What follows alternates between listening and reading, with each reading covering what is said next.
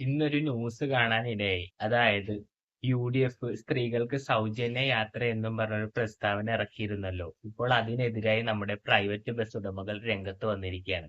അവർ പറയുന്നത് അവരുടെ ബസ്സിൽ 70% യാത്രക്കാരും സ്ത്രീകളാണ്. ഇങ്ങനൊരു പ്രസ്താവന യുഡിഎഫ് നടപ്പിലാക്കുകയാണെങ്കിൽ അവർക്ക് കനത്ത നഷ്ടം വരും. ചുരുക്കി പറഞ്ഞാൽ അവർക്ക് അവരുടെ ബിസിനസ് പൂട്ടി വീട്ടിലിരിക്കേണ്ട ഗതികേടെന്നാണ് ബസ് ഉടമകൾ പറയുന്നത്. ഒരു വശത്ത് നിന്ന് ആലോചിച്ചാൽ ബസ് ഉടമകൾ പറഞ്ഞത് 100% സത്യമാണ്. കാരണം ബാക്കിയുള്ള 30% പുരുഷന്മാരെ വെച്ച് യാത്ര ചെയ്താലും ഇവർക്ക് ഒട്ടും മുതലാകില്ല. കാരണം ഡീസൽ അടിക്കണമെങ്കിൽ തന്നെ നമുക്കറിയാലോ. കൂടാതെ വണ്ടി ഓടിക്കുന്നവന്റെ കണ്ടക്ടറിന്റെ ചെലവ് അപാരം തന്നെയാണ്. കാരണം ഈ പറയുന്ന 30% യാത്രക്കാരിൽ നിന്ന് പിടിക്കുന്നതിൽ കൂടുതൽ വരും ഈ പറഞ്ഞ ചെലവുകളൊക്കെ വഹിക്കാൻ.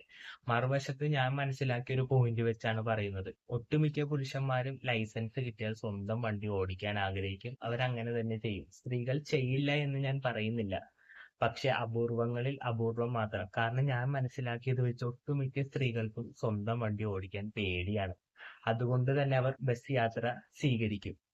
ഇങ്ങനെയുള്ള ഒരു സൗജന്യ ബസ് യാത്ര എന്ന ആനുകൂല്യം കൂടി ഉള്ളപ്പോൾ പറയണ്ടല്ലോ, അവർ ബസ് യാത്ര തന്നെ സ്വീകരിക്കാനാണ് സാധ്യത.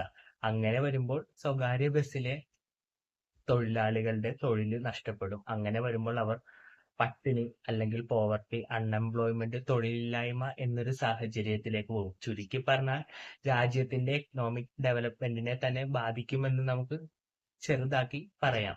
ഈ പ്രസ്താവന ഒരു വശത്ത് നിന്ന് ആലോചിച്ചാൽ ഗുണകരവും മറുവശത്ത് നിന്ന് ആലോചിച്ചാൽ അതിലേറെ ദോഷകരവുമായിട്ടാണ് എനിക്ക് പേഴ്സണലി തോന്നിയത്.